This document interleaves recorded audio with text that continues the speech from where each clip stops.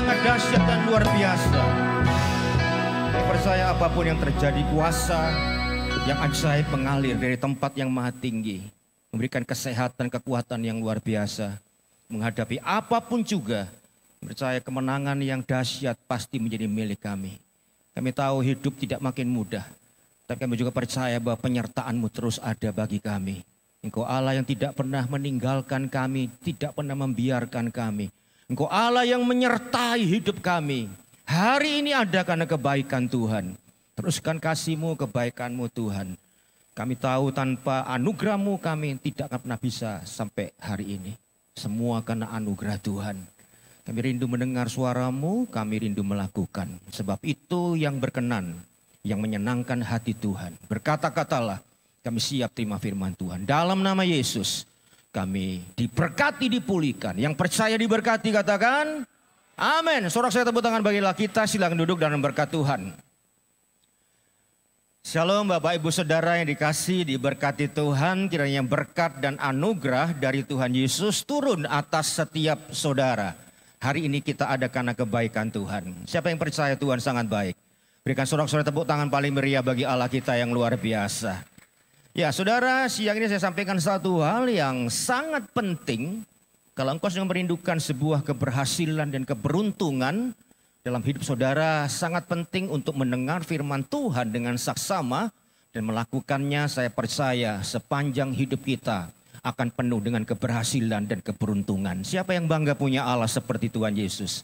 Sorak-sorai bagi Allah kita.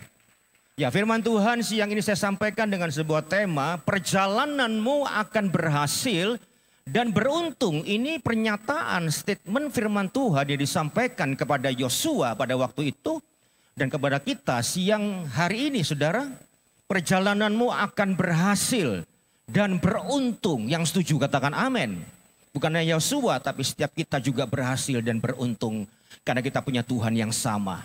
Saudara sekalian, ketika kita bekerja dengan sepenuh hati, dengan tanggung jawab, sungguh-sungguh melakukan yang terbaik dalam hidup kita, dan sering berdoa, menyerahkan pekerjaan yang kita lakukan hari-hari ini, dan kita mengikutkan campur tangan Tuhan atas hidup kita. Percaya saudara sekalian, keberhasilan itu pasti turun atas hidup saudara. Dan keberuntungan itu berbicara tentang bukan hanya sekedar kesuksesan, keberhasilan, karena kerja keras, tidak. Keberuntungan berbicara tentang kasih karunia, anugerah, kebaikan, kemurahan hati Tuhan. Dua hal ini sangat penting.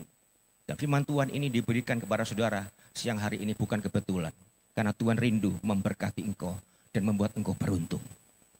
Ya, goncangan terjadi, persoalan, masalah. Badai begitu besar terjadi hari-hari ini. Banyak orang cemas dan takut. Dan tidak bisa melihat masa depannya. Ada kegelapan, ada kecemasan, ada anxiety. Tapi hari ini saudara sekalian, apapun yang terjadi, Tuhan berkata kepada saudara, perjalananmu akan berhasil. Dan engkau pasti beruntung. Sebab engkau punya Tuhan Yesus yang luar biasa. Saudara, kisah tentang Yosua, cerita ini bukan sekedar sejarah tentang seorang pemimpin yang menggantikan Musa.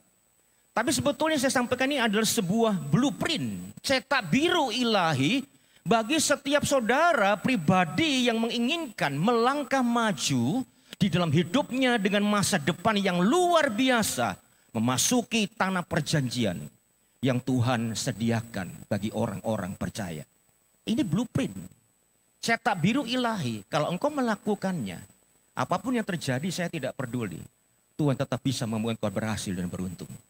Saudara sekalian, Musa, pemimpin besar yang luar biasa itu sudah tiada. Yosua yang tadinya hanya seorang pelayan Musa, kini dipercayakan tanggung jawab yang sangat besar dan berat. Saudara bisa bayangkan perasaan Yosua menggantikan Musa. Kecemasan, ketakutan, keraguan, kebimbangan campur aduk. Tapi di tengah-tengah kebimbangan, keraguan, rasa takut tersebut, firman Tuhan datang kepada Yosua. Perjalananmu akan berhasil dan engkau akan beruntung. Saudara sekalian, ada beberapa hal yang sangat menarik. Sangat menarik, saudara. Apa yang Tuhan sampaikan, yang adalah Tuhan sendiri, firman Tuhan, kepada Yosua, kepada kita siang hari ini. Ada 3 hal yang sangat penting. Simak dengan baik-baik. Dan sepanjang tahun ini, di akhir tahun ini, ada keajaiban mujizat terjadi atas hidup saudara. Yang pertama saudara, janji kemenangan yang pasti. Bukan kemenangan yang ragu-ragu, yang tidak jelas. Janji kemenangan yang pasti yang Tuhan berikan kepada kita. Ya, kemenangan yang absolut, yang mutlak. Anda tahu persis apa artinya absolut dan mutlak. Tidak bisa diganggu gugat. Yang janji ini bukan manusia, bukan yang gampang ingkar janji. Tuhan Yesus firman-Nya yang hidup itu yang berjanji untuk kita. Bahwa saudara sekalian, orang-orang yang ada di dalam Kristus adalah orang-orang yang berkemenangan di dalam Dia. Sebuah janji kemenangan yang jelas. Next. Yuk kita lihat sama-sama ayatnya, Yosua 1, 3-5. Anda bisa mengikuti dengan saksama. 2, 3. Setiap tempat yang akan diinjak oleh telapak kakimu, kuberikan kepada kamu seperti yang telah kujanjikan kepada Musa. Dari padang gurun dan gunung Libanon yang sebelah sana itu, sampai ke sungai besar, yakni sungai Efrat, seluruh tanah orang Het seluruh, sampai ke laut besar di sebelah matahari terbenam. Katakan, semuanya itu akan menjadi daerahmu. 5, seorang pun tak akan dapat bertahan menghadapi engkau seumur hidupmu. Seperti aku menyertai Musa, demikianlah aku akan menyertai engkau. Terus, aku tidak akan membiarkan engkau, amin. Dan tidak akan meninggalkan engkau. Yang setuju katakan amin. Saudara, ayat 3-5 ini adalah fondasi seluruh pesan ini. Sangat luar biasa. Tuhan akan memberikan setiap tanah, tempat yang akan diinjak oleh telapak kakimu. Kuberikan kepadamu di mana Anda menginjak. Di Surabaya, di Jakarta, di Semarang, dimanapun, di tempat-tempat kelihatannya kurang bagus. Setiap tempat yang engkau injak, Tuhan aku berikan kepada engkau. Wow, ini satu janji yang luar biasa. Saudara, semua tempat, bukan sebagian loh saudara. Semua tempat, setiap tempat yang diinjak kaki saudara. Usahamu, pekerjaanmu, tokomu. Tempat di mana engkau berusaha, berupaya, melakukan sesuatu, itu diberkati Tuhan. Tempat itu diberikan kepada saudara. Luar biasa. Dari padang gurun, gunung Libanon. Saudara, kemudian sungai-sungai besar, sungai Efrat. Semua tanah orang Het. Sampai laut besar. Di sebelah matahari terbenam. Semua daerah itu menjadi daerahmu. Semua daerah yang besar dan luas dan subur itu jadi milik saudara. Wow. Imani saudara sekalian. Bertindak sungguh-sungguh. Dan seorang pun tidak ada yang bisa bertahan menghadapi engkau seumur hidupmu. Dan janji Tuhan, aku menyertai engkau. Aku tidak membiarkan engkau. Saudara sekalian, aku tidak akan meninggalkan engkau. Ini janji kemenangan yang absolut, yang mutlak yang Tuhan berikan kepada orang percaya, kepada saudara dan saya. Terima dengan iman saudara. Keberhasilan, keberuntungan. Wah Pak, masalahnya susah Pak. Kesulitan, gonjang ganjing. Banyak hal-hal yang menyedihkan, banyak kecelakaan, banyak bencana. Iya, tapi kemenangan dari Tuhan tidak pernah berubah. Saudara sekalian, apapun yang buruk boleh terjadi. Tapi kebaikan Tuhan yang pasti terjadi. Janji kemenangan Tuhan yang pasti. Ini fondasi ayat 3-5 ini fondasi dari seluruh pesan yang disampaikan oleh firman Tuhan. Janji kemenangan yang jelas. Saudara seringkali ya dikatakan ayat 3-5 benar jadi. Jelas sekali saudara yang saya katakan tadi bahwa ini semua fondasinya. Sering kita ragu-ragu untuk melangkah. Bertindak, takut. Saudara, padahal ada janji kemenangan yang pasti yang sudah Tuhan berikan kepada kita. Saudara, lakukan pekerjaanmu, bisnismu. Kau punya rencana membangun usaha yang baru, pekerjaan baru, berdoa minta hikmat Tuhan. Melangkah dengan berani, Pak, masalahnya susah, sulit, Pak. Usahanya semua tertutup. Tuhan bisa buka jalan. Tidak ada jalan, Tuhan ciptakan jalan. Tidak ada jendela, Tuhan buat jendela-jendela yang baru. Saudara sekalian. Melangkah, kenapa? Karena Tuhan sudah menjanjikan kemenangan di dalam kehidupan kita. Yang setuju katakan amin. Saudara tahu siapa Christopher Columbus? Ya, orang yang sangat besar, yang berani. Dia berani berlayar melintasi samudra Atlantik yang sangat ganas. Yang tidak dikenalnya tahun 1492, saudara. Dia berani, penuh keberanian mengarungi melintasi samudra Atlantik yang sangat-sangat ganas. Yang tidak dikenalnya. Karena dia yakin di seberang sana ada daratan. Saudara sekalian. Dia percaya akhirnya dia menemukan benua Amerika, saudara. Dan disebut dunia baru pada waktu itu, saudara. Ia dipuja, ya saudara, dieluk-elukan karena keberaniannya dan perintisannya menemukan benua yang baru.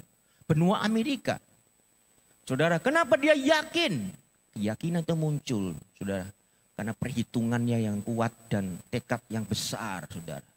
Tapi dalam konteks saat ini, kita berani melangkah, tentu.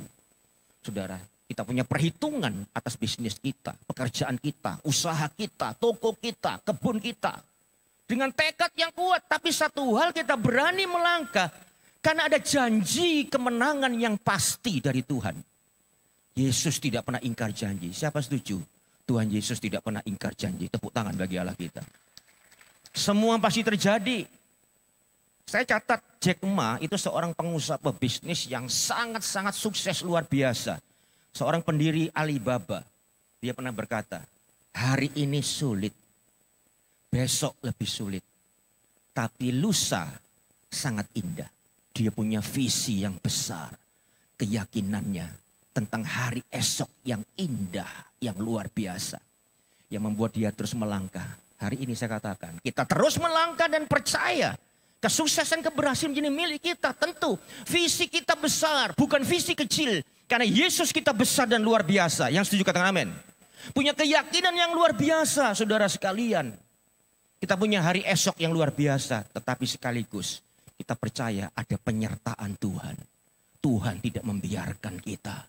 Tuhan tidak pernah meninggalkan kita. Setiap tempat yang kau injak Tuhan berikan.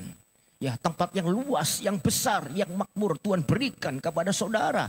Dan tidak ada seorang pun yang bisa melawan engkau, menghadapi engkau sepanjang umur hidupmu. Sangat luar biasa. Tapi di atas itu semua juga kita yakin bahwa kekuatan kita bukan kekuatan manusia. Kekuatan Tuhan Kristus yang ada dalam diri kita. Sehingga kita bisa meng-create yang tidak ada menjadi ada. Yang biasa menjadi luar biasa. Dan keajaiban terjadi dan hidupmu dipulihkan, diberkati Tuhan luar biasa. Sorak-sorai bagi Allah kita. Next, Filipi 4 ayat 13. Yuk kita baca 2-3. Segala perkara dapat kutanggung di dalam Dia yang memberi kekuatan kepadaku. Segala perkara, kata Paulus, bisa kutanggung. Bukan kekuatanku. Kekuatan Tuhan Yesus ada dalam diri kita. Siapa setuju bahwa dalam diri kita ada kuasa Roh Kudus, ada kekuatan Allah. Maka engkau menjadi orang yang sanggup, yang mampu dengan ability yang surgawi ada pada diri saudara. Satu hal, pengharapan kita itu jelas. Amin, bukan kosong. Tentang esok yang sukses, yang berhasil. Keberuntungan yang terjadi. Hari esok lebih baik dari hari ini. Kenapa? Karena dasarnya iman kita. Ya, bukan tanpa dasar pengharapan kita.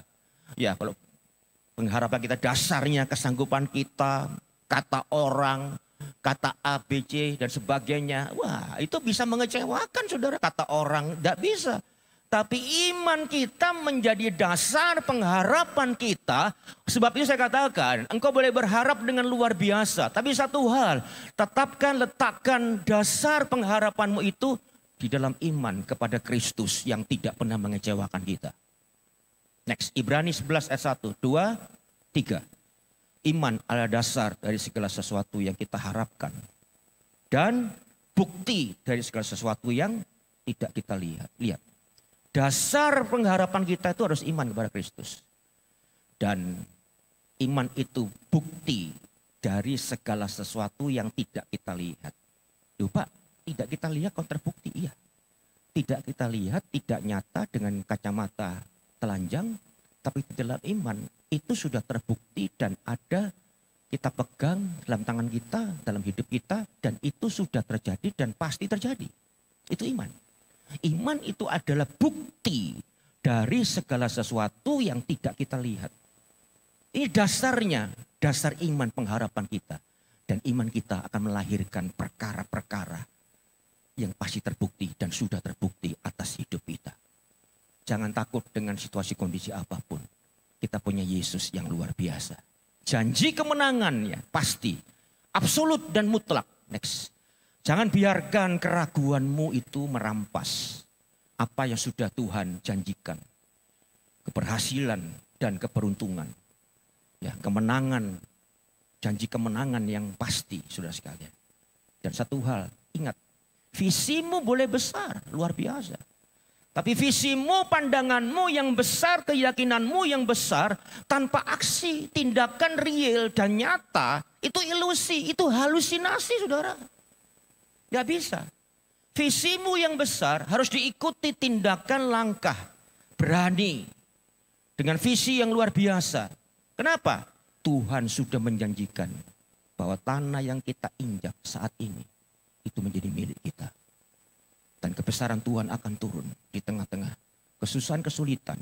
Justru mujizat Allah akan nyata dan real dan nyata.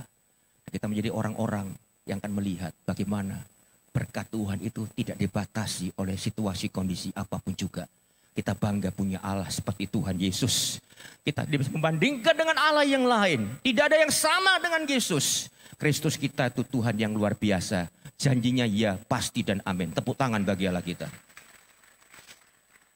Ini pertama. Yang kedua, saudara. Apa disampaikan oleh Tuhan, oleh firman Tuhan. Kepada Yosua, kepada kita. Kuatkanlah dan teguhkanlah hatimu. Saudara. Jadi pribadi yang kuat dan teguh. Ya, ini gak main-main karena firman Tuhan mengatakan. Dengan sungguh-sungguh buatlah engkau kuat dan teguh. Berkali-kali bukan sekali. Berkali-kali Tuhan berkata. Kuatkanlah dan teguhkanlah hatimu. Ini artinya sesuatu yang urgen. Yang harus ada dalam diri orang percaya, orang Kristen. Kalau engkau rindu keberhasilan, keberuntungan itu ada dalam hidupmu. Kita harus menjadi orang Kristen yang kuat dan teguh hati kita. Menghadapi apapun juga kita percaya saudara sekalian. Bahwa kita pasti berhasil dan beruntung bersama dengan Tuhan Yesus. Sorak-sorai bagi Allah kita. Kita baca sama-sama Yosua 1, 6 dan 7. Suara yang keras, yang bacanya keras lebih diberkati Tuhan. 2, 3. Kuatkan dan teguhkanlah hatimu, sebab engkaulah yang akan memimpin bangsa ini, memiliki negeri yang ku janjikan dengan bersumpah kepada nenek moyang mereka untuk diberikan kepada mereka. 7. Hanya kuatkan dan teguhkanlah hatimu dengan sungguh-sungguh. Bertindaklah hati-hati sesuai dengan seluruh hukum yang telah diperintahkan kepadamu oleh hambaku Musa. Jangan menyimpang ke kanan ataupun ke kiri. Supaya engkau beruntung kemanapun engkau pergi. Saudara, ini bukan kuatkan dan teguhkanlah hatimu. Bukan sekedar nasihat, petunjuk. Ya, kata-kata mutiara yang indah. Tidak, tapi ini adalah komando ilahi. Ya. Komando ilahi, saudara sekalian. Ya, kenapa? Ini sebuah ketetapan, ketentuan, perintah, komando ilahi supaya kita menjadi anak Tuhan, orang Kristen yang tidak hanya di gereja tapi kuat dan teguh. Kenapa diulangi berkali-kali? Tuhan tahu persis Yosua memimpin bangsa Israel untuk masuk negeri perjanjian itu tidak mudah, tidak mulus. Banyak rintangan, tantangan, godaan, badai. Anda pun juga sedang menghadapi begitu banyak rintangan, tantangan, persoalan, masalah. Usahamu, pekerjaanmu, tokomu, pabrikmu. Saudara sekalian, keluargamu. Mungkin kau sedang menghadapi hal-hal yang luar biasa hari ini. Mungkin besok dan ke depan ada hal-hal yang kau hadapi. Kenapa? Karena kita hidup dalam akhir zaman. Begitu banyak hal-hal pernak-pernik yang Menyedihkan yang akan terjadi. Sebab itu kuatkanlah dan teguhkanlah hatimu. Saudara, Nelson Mandela 27 tahun menderita di penjara. Tanpa dosa, tanpa kesalahan. Karena membela apartheid, warna kulit. Memperjuangkan tentang keadilan, kesetaraan. Saudara sekalian, warna. Ya saudara, dia harus bekerja paksa. Di pertambangan kapur, matanya nyaris buta saudara. Namun dia tidak pernah menyerah. 27 tahun, bukan setahun saudara. 27 tahun, dia menderita saudara. Tapi tidak menyerah, kenapa? Kekuatan dan keteguhan hatinya yang membuat ia bisa melewati semua itu. Dan menginspirasi dunia. Ya, Nelson Mandela ini kuat dan teguh. Bukan dengan situasinya yang sangat mendukung dan bagus. Tapi karena dia melainkan dia memiliki sebuah keyakinan, kepercayaan yang lebih besar daripada penderitaannya, saudara. Saya percaya kita berani melangkah, saudara sekalian. Kenapa? Tentu, saudara sekalian, kita adalah orang-orang yang kuat dan teguh di dalam Tuhan. Kita berani melangkah.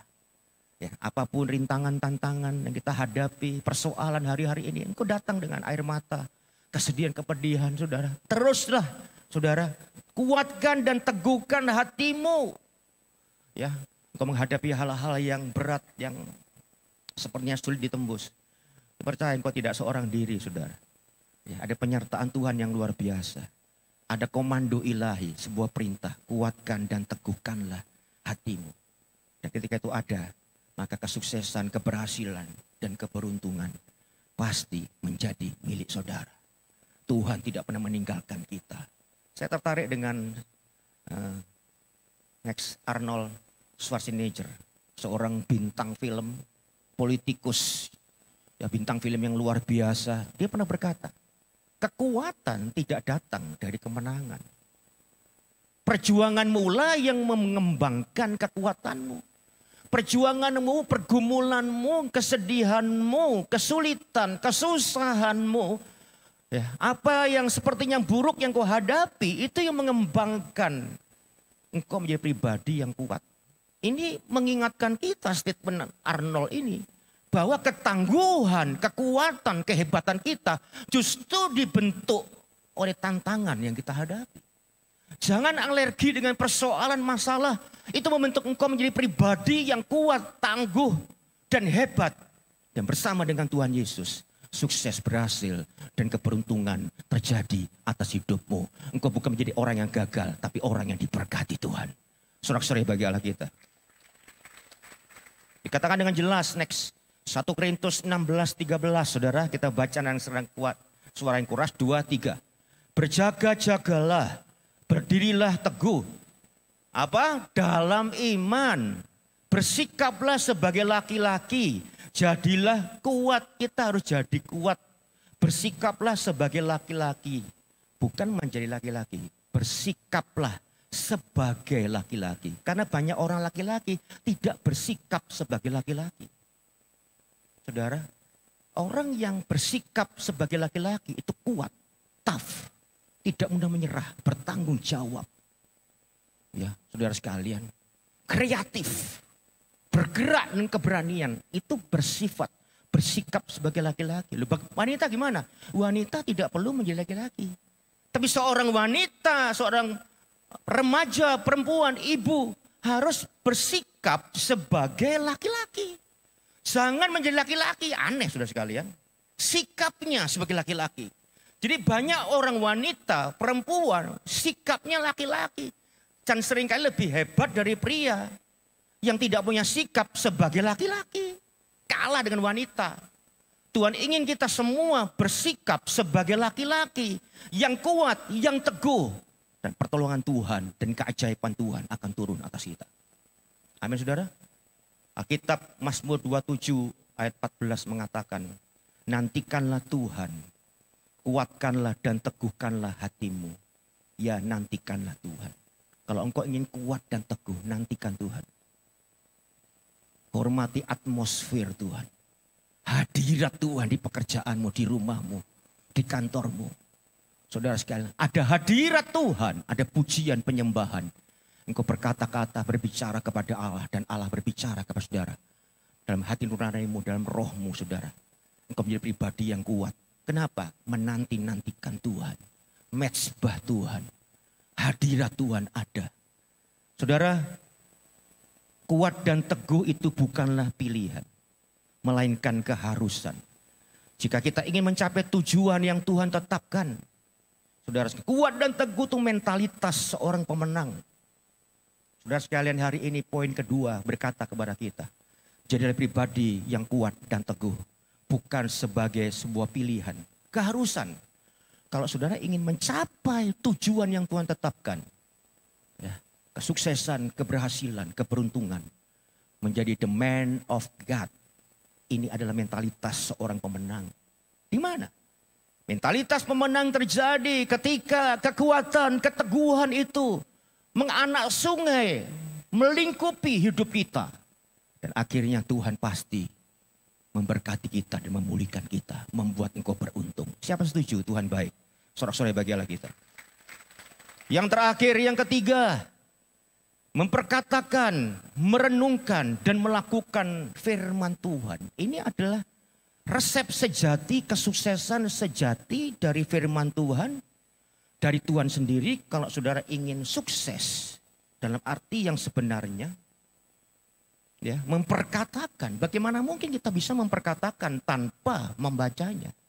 Membaca firman Tuhan setiap hari. Ya, saya sibuk Pak, usahakan. Itu sangat penting saudara sekalian.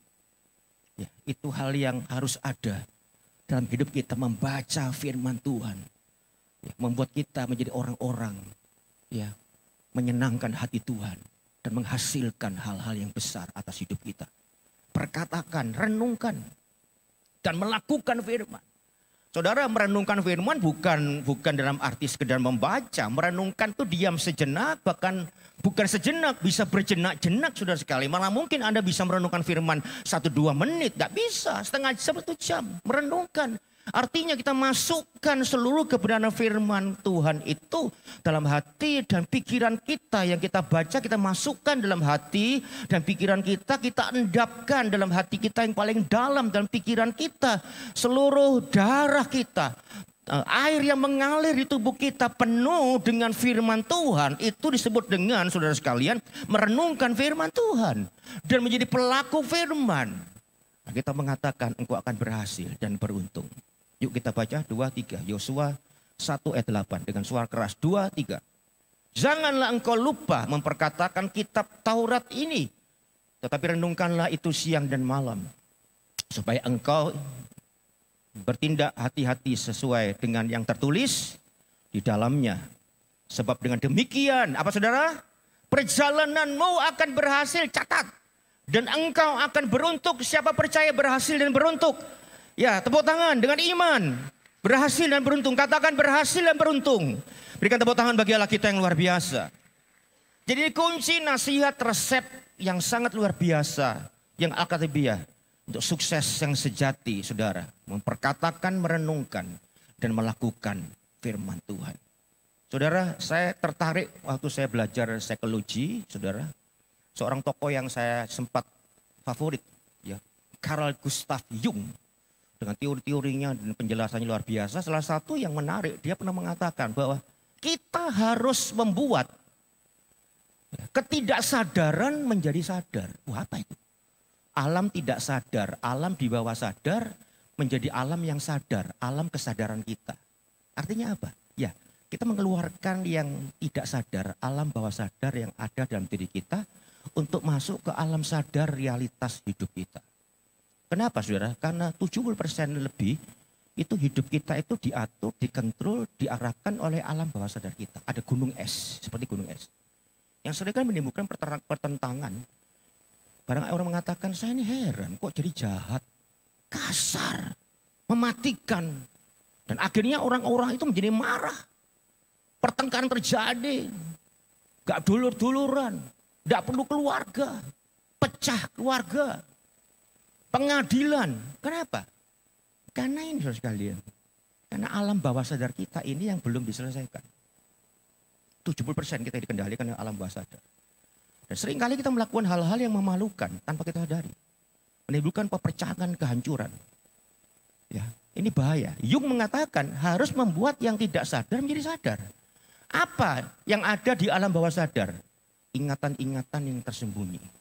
Pengalaman traumatis yang memalukan, tidak menyenangkan, bodoh, pedih, menyedihkan, penuh dengan air mata. Kita sembunyikan. Kita tekan ke alam bawah sadar.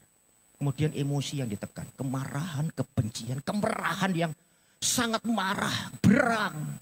Kebencian, kepahitan hati. Kita tahu tidak pantas sebagai orang Kristen. Kita tekan ke alam bawah sadar. Emosi ditekan. Apalagi isi dari alam bawah sadar kita. Ya, ketakutan-ketakutan yang tidak kita akui. Ada ketakutan tidak kita akui. Takut masa lalu, takut masa depan. Ya, takut ditinggalkan istri, suami. Takut tidak sehat lagi. Takut sakit, takut mati. Saudara sekalian, kemudian banyak ketakutan-ketakutan. Yang seringkali kita coba tidak diakui tapi ada. Dan ini berbahaya. Karena itu Jung mengatakan bawa ke alam sadar. Ya, hal-hal itu adalah sisi gelap. Shadow. Bayangan-bayangan negatif yang mengontrol hidup kita. Ya, supaya kita bisa berdamai dengan kesesatan-kesesatan. Kepahitan yang terjadi. Dan Anda menjadi pribadi yang utuh, yang otentik. Caranya begitu. Kalau tidak, Anda akan terkejut terus. Kenapa kok saya seperti ini? Karena alam bawah sadar kita belum diselesaikan. Ya, belum bertobat. Belum diserahkan kepada Tuhan. Nah, pertanyaannya, apakah bisa kita berdamai dengan diri kita? Gak bisa. Kekuatan kita terbatas. Tapi kekuatan Tuhan dan Roh Kudus tidak terbatas. Amin, saudara. Kita baca firman, renungkan firman, isi dengan firman setiap hari. Tuhan, tolong aku Tuhan. Roh Kudus jamah aku. Keluarkan semua alam bawah sadar saudara. Akui, jangan sembunyikan. Ya, akui ketakutan itu, saudara sekalian. Jangan sembunyikan hal itu. Shadow, sisi yang buruk negatif tersebut. Kekuatan Roh Kudus memungkinkan Anda berdamai. Anda menjadi pribadi yang kuat, yang luar biasa, yang bagus, yang baik. Berdamai, pribadi yang luar biasa. Dan saya percaya ketika kita merenungkan firman, baca firman, renungkan, melakukan firman, maka keberhasilan dan keberuntungan akan terjadi dalam hidup kita. Pribadi yang hebat, Kristus ada dan sorak-sorai bagi Allah kita. Saudara, seorang sutradara yang hebat film seperti Steven Spielberg itu tidak akan pernah membuat film tanpa skrip yang matang. Kalau enggak filmnya jelek. Skrip itu adalah panduan. Firman, kebenaran itu panduan hidup. Atas sikap hidup kita. Jadi skrip hidup kita itu adalah firman, saudara. Kita harus membaca firman, merenungkan firman, masukkan dalam hati dan pikiran kita. Dan melakukannya supaya kita tidak tersesat. Next. Merenungkan firman Tuhan bukan sekedar membaca. Melainkan membiarkannya meresap ke dalam hati dan pikiran kita. Dan itu mengubah cara pandang, sudut pandang kita. Ya, dan menggerakkan tindakan kita seperti yang Tuhan mau. Ini yang membedakan pengikut sejati dan pengikut Kristus yang musiman. Saudara, firman Tuhan mengatakan dengan jelas. Orang yang kesukaannya adalah Taurat Tuhan. Dan merenungkan Taurat itu siang dan malam. Ia seperti pohon yang ditanam di tepi aliran air. Yang menghasilkan buahnya pada musimnya. Dan tidak layu daunnya. Dan apa saja yang diperbuatnya berhasil. Kalau engkau ingin berhasil beruntung. Renungkan firman Tuhan. Lakukan firman Tuhan. Dan saya percaya hidup pasti berhasil dan beruntung. Tuhan Yesus memberkati saudara. Amin. Haleluya.